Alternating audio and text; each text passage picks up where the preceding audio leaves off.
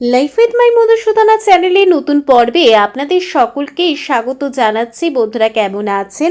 আশা করি সবাই সুস্থ আছেন, ভালো আছেন। মা ষষ্ঠীর অশেষ কৃপা পেতে অবশ্যই কমেন্ট বক্সে লিখুন জয় মা ষষ্ঠী দেবীর জয়। এই পর্বের বিষয় হলো 2026 সালের 1432 বঙ্গাব্দে অশোক ষষ্ঠী ব্রতের পূর্ণাঙ্গ সময়সূচি, ষষ্ঠী তিথি কখন লাগবে, কখন ছাড়বে, অশোক ষষ্ঠী ব্রত পালনের নিয়ম, পূজার উপকরণ, পূজার বিধান, অশোক ষষ্ঠী ব্রত পালন করলে ব্রতী কি কি খেতে পারবেন, কি কি খেতে পারবেন না, অশোক ষষ্ঠীর পূর্ণ পবিত্র ব্রত কথা, ব্রতের ফল। অশোক ষষ্ঠীর ব্রত পালন করলে মায়েদের কখনোই শোক তাপ ভোগ করতে হয় না, তাদের সন্তান সন্ততিরা সুখে শান্তিতে বসবাস করে। ভিডিওতে যাওয়ার আগে লাইফ উইথ মাই মধুসূদনা চ্যানেলকে সাবস্ক্রাইব করুন, লাইক কমেন্ট শেয়ার করুন, ধার্মিক হয়ে নোটিফিকেশন ঘন্টাটা বাজিয়ে দিন। বাসন্তী পুজোর শুক্লা পক্ষের ষষ্ঠীতে পশ্চিম বাংলার ঘরে ঘরে মহিলারা অশোক ষষ্ঠী ব্রত পালন করে থাকে। তিথি অনুযায়ী এই ব্রত অশোক ষষ্ঠী ব্রত চৈত্র মাসে বা বৈশাখ মাসেও পালন হতে পারে। প্রচলিত বিশ্বাস অনুযায়ী অশোক ষষ্ঠীর ব্রত পালন করলে স্বামী স্ত্রীর মধ্যে বিচ্ছেদ হয় না এবং সন্তান সন্ততিরা সুখে থাকে। যে কোনো ষষ্ঠীর মতো অশোক ষষ্ঠীও সন্তানের মঙ্গল কামনার জন্যই করা হয়ে থাকে। 2026 সালে 1432 বঙ্গাব্দের অশোক ষষ্ঠী ব্রতের পূর্ণাঙ্গ সময়সূচি। অশোক ষষ্ঠীর শুক্লা ষষ্ঠী তিথি শুরু হবে 23শে মার্চ 2026, বাংলার 8ই চৈত্র 1432 সোমবার রাত্রি 9:37 পর থেকে। অশোক ষষ্ঠী তিথি সমাপ্ত হবে 24শে মার্চ 2026, বাংলার 9ই চৈত্র 1432 মঙ্গলবার সন্ধ্যা 7:13। অশোক ষষ্ঠীর পূর্ণ ব্রত পালন করা হবে 24শে মার্চ 2026, বাংলার 9ই চৈত্র 1432 মঙ্গলবার। চৈত্র মাসের শুক্লপক্ষের ষষ্ঠী তিথিতে অশোক ষষ্ঠী ব্রত পালন করতে হয়। মায়েরা এই ব্রত পালন করে থাকে। এই ব্রতের উপকরণ হলো 6টি বা 9টি অশোক ফুল, 6টি বা 9টি মুখ কড়াই, দই, কলা, ফুল, ফল, বেলপাতা, লাল ফুল, মিষ্টি, নৈবেদ্য, দক্ষিণ। চৈত্র মাসে অশোক ষষ্ঠীর দিন সকালবেলায় মায়েরা স্নান সেরে মা ষষ্ঠীকে পূজা করবে। এই পূজা বাড়িতেও করতে পারে, আবার ষষ্ঠীর তলায় গিয়ে পূজা দিতে পারা যায়। অশোক ষষ্ঠীর পূজা সম্পন্ন হয়ে যাওয়ার পর প্রত্যেক মায়েরা 6টি বা 9টি মুখ কড়াই, 6টি বা 9টি অশোক ফুলের কুঁড়ি দই দিয়ে মাখিয়ে একটি মিশ্রণ তৈরি করতে হবে। এই মিশ্রণটিকে 3 বারে গিলে খেয়ে নিতে হবে। এই মিশ্রণটিকে দাঁত দিয়ে কাটা যায় না। অশোক ষষ্ঠী ব্রত পালন করলে মায়েরা ভাত বা রুটি এই অশোক ষষ্ঠী ব্রতের দিন খেতে পারবে না। ধান থেকে তৈরি হওয়া কোনো জিনিস খাওয়া উচিত নয়। এই দিন ময়দা, সাবু, সুজি, ডালিয়া সবকিছুই খেতে পারবেন। একবেলা ব্রতী আহার করতে পারেন। রাতের সময় দুধ মিষ্টি খেয়ে ব্রত পালন করতে হবে। এই দিন সমস্ত প্রকারের নিরামিষ তরি তরকারি খাওয়া যেতে পারে। লুচি, পরোটা সবকিছুই খাওয়া যাবে, এতে কোনো বাধা নেই। অশোক ষষ্ঠীর ব্রত কথা। প্রাচীনকালে এক অশোক বনে এক মুনি বাস করত।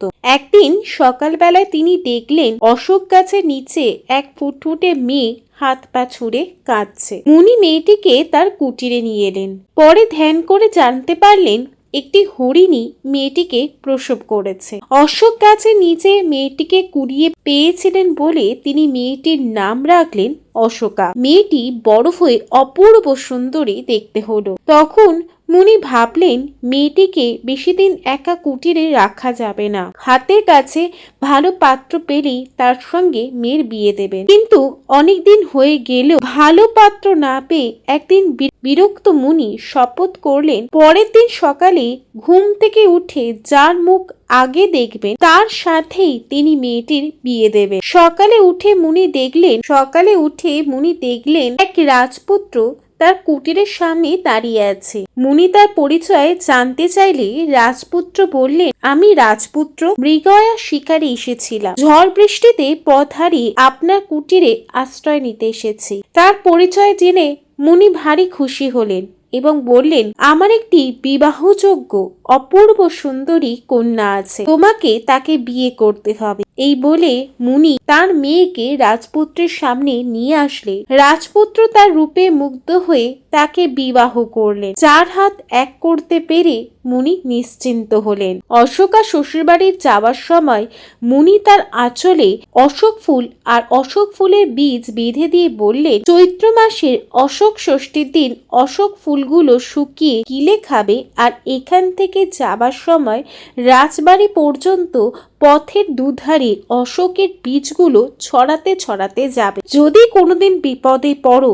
তাহলে অশোক গাছের সারি বরাবর আমার আশ্রমে আমার কাছে আসতে পারবে। আর মনে করে অশোক ষষ্ঠীর দিন কোনো দিনও অন্ন খাবে না। এই কথা বলে মুনি তাদের বিদায় দিলেন। অশোকা মুনির কথা মতো অশোকের বীজ পথের দুধারে ছড়াতে ছড়াতে শ্বশুর বাড়ি গেল। শ্বশুর বাড়িতে পৌঁছলে শ্বশুর শাশুড়ি তাকে বরণ করে ঘরে তুললেন। কিছু সময় পর অশোকার 7টি ছেলে ও একটি কন্যা সন্তান জন্মগ্রহণ করলো। কিছুদিন পর তার শ্বশুর শাশুড়ি মারা গেল। তারপর ছেলে মেয়েরা বড় হলে তাদেরও বিয়ে হয়ে গেল। এইভাবে দিন এগোতে থাকলো। একটি চৈত্র মাসের অশোক ষষ্ঠীর দিন অশোকার শ্বশুরের শ্রাদ্ধ ছিল। সন্ধ্যের পর তিনি তার বউদের বললেন, আজ অশোক ষষ্ঠী, আমি আজ ভাত খাবো না। বউয়েরা তার জন্য মুগ কলাই সিদ্ধ করে দিল, কিন্তু ঘুঁটে দিয়ে মুগ কলাই সিদ্ধ করবার সময় ঘুঁটের মধ্যে একটা ধান ছিল, যেটা মুগ কলাইয়ের মধ্যে পড়ে গিয়ে ফুটে ক্ষয় হয়ে গেল। অশোকা না জেনেই সেটাও খেয়ে নিলেন। এরপর পরের দিন তিনি দেখলেন তার 7 ছেলে বউ মারা গেছে। সব হারিয়ে অশোকা তার বাবার কথা অর্থাৎ মুনির কথা মনে পড়ে। তিনি মুনির আশ্রমে যাবার জন্য তৈরি হলেন। পথে যাবার সময় অশোক গাছের সারি দেখে মুনির আশ্রমে পৌঁছলেন। গাছগুলো ততদিনে বিশাল আকার ধারণ করেছে। মুনির কাছে সব কথা খুলে বললেন অশোকা। মুনি এবার ধ্যানে বসলেন। ধ্যান করে তিনি সব জানতে পারলেন। তিনি বললেন, অশোক ষষ্ঠীর দিন ঘুঁটে দিয়ে মুগ কলাই সিদ্ধ করবার সময় ঘুঁটের মধ্যে একটি ধান ছিল, সেটা মুগ কলাইয়ের মধ্যে পড়ে গিয়ে ধান ফুটে ক্ষয় হয়ে গিয়েছিল। সেই খাবার খেয়ে তোমার এই সর্বনাশ হয়েছে। কন্যার অনুরোধে মুনি তার ঘটি থেকে জল দিয়ে বললেন, এই জল নিয়ে গিয়ে সবার উপরে ছিটিয়ে দাও, সবাই আবার বেঁচে উঠবে। আর চৈত্র মাসের ষষ্ঠীর দিন মা ষষ্ঠীর পুজো দিয়ে অশোক ফুল মুগ কলাই দই খাবে, ভুলেও অন্ন আহার করবে না, তাহলে এই জীবনে আর শোক পালন করতে হবে না। মুনির কথা শেষ হলে মুনিকে প্রণাম করে অশোকা সেই কমণ্ডলু জল নিয়ে ছুটে ছুটে রাজবাড়ি এলেন। এসেই জল নিয়ে সবার গায়ে ছিটিয়ে দিলেন। সবাই আবার জেগে উঠল। তারপর অশোকা তাদের সব কথা খুলে বললে সবাই খুব অবাক হয়ে গেল। মুখে মুখে এই কথা প্রচার হলো রাজ্যময়। অশোক ষষ্ঠীর মাহাত্ম্য শুনে সবাই এই ব্রত পালন করতে আরম্ভ করলো। অশোক ষষ্ঠীর ব্রত কথা এখানেই সমাপ্ত হইল। জয় মা ষষ্ঠী দেবীর জয়। লাইফ উইথ মাই মধুসূদনা চ্যানেলের সঙ্গে থাকার জন্য অনেক অনেক ধন্যবাদ।